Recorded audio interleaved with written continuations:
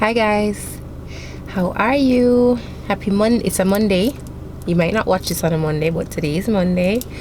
And I just wanted to know, how was your weekend? My weekend was okay. It was quiet for the most part. Restful to an extent. Could always do with more rest. But yeah, it was a good weekend. This morning I wanted to talk about this message is predominantly for my Christian viewers. My heart is a little bit burdened this morning, and I wanted to talk about the fact that we have been called out as Christians. We have been called out of the world. I find that, and I have experienced it in my own life too. Sometimes, especially when you've been walking with the Lord for a while, I wasn't raised in church. I went to church when I was a little girl. We were forced to go to church until we had sense enough to make up our own minds whether or not we wanted to go. And we decided that we didn't want to go.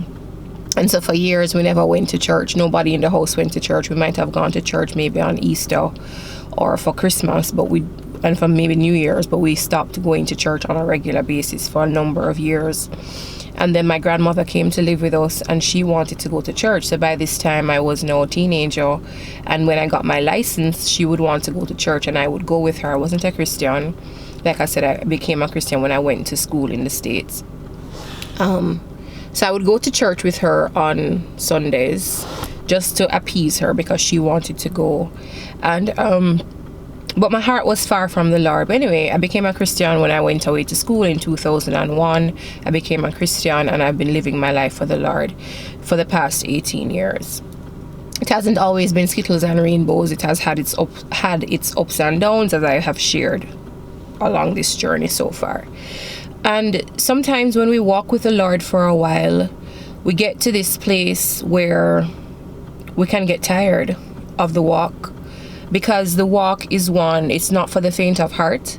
This walk is not a cakewalk. The walk of a Christian is a serious one. It's one to be taken seriously. It's not one to be taken lightly. And I don't say that to scare those who are not yet in the kingdom. It's just to bring to the reality, to bring out the fact that walking with the Lord is not for the faint of heart. So many people think that Christians are passive, and Christians are walkovers, and Christians just take anything, and Christians don't have a backbone. But really, it takes a lot of backbone to walk with God. It takes a lot of tenacity to walk really uprightly before the Lord and to walk the way He says we are to walk. And to be honest, I've experienced the most freedom coming into my life as a Christian. Thinking about the life that I had before, I wasn't really out there like that because my parents were very strict. They were strict, and so I was sheltered to a large extent of my life. And even when I went away to college, it wasn't like I was just wilding out and just going to the clubs and stuff like that. I was focused to an extent, and I was just very sheltered. Like I said before, I was nerdy. I never had a lot of experiences that a lot of young college kids have. I didn't have an interest in those things. So it's not like I was living the most life before I became a Christian, but to be very honest, my life has just experienced a total turnaround at being a Christian. And it's just such freedom and such joy and such, you don't have to look over your shoulder. You just can just live your life in such freedom with the Lord.